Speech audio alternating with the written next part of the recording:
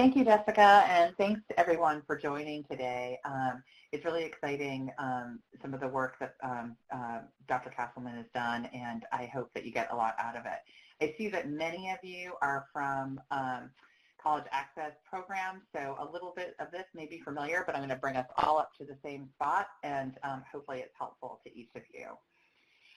So first, I just quickly wanted to emphasize why post-secondary education is so important.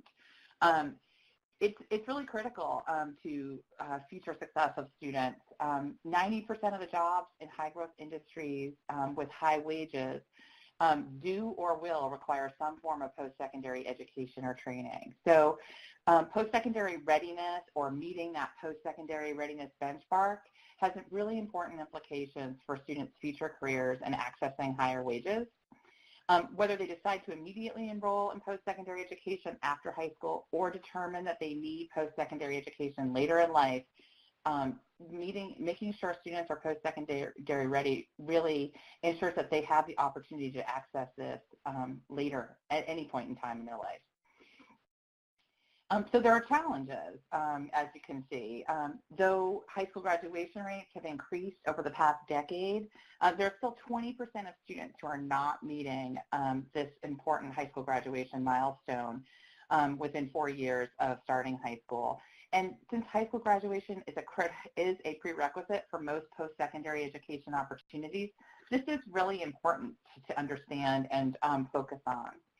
Further, recent statistics suggest that slightly more than half of men and 60% of women actually complete a 4-year college degree within 6 years.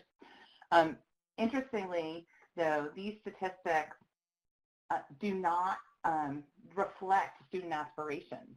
When students were asked about their aspirations for post-secondary education, 97% of high school students say they plan to pursue post-secondary education.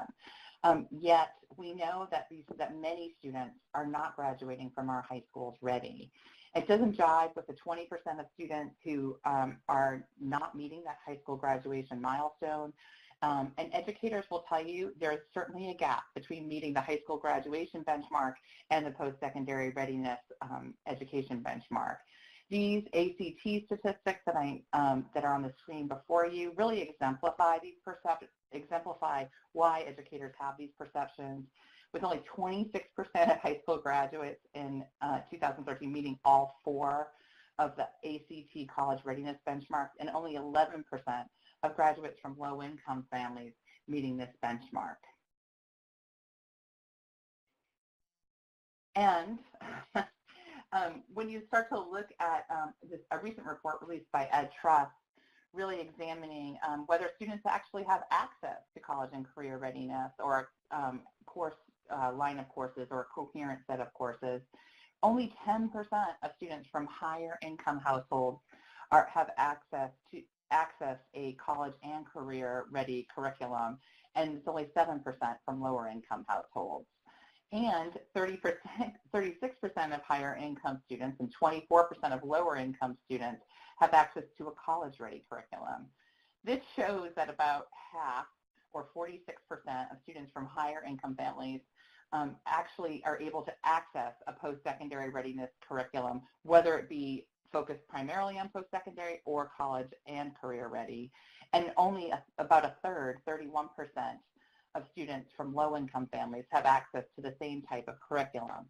So there's clearly a gap between aspirations, demand, and what students are prepared to do.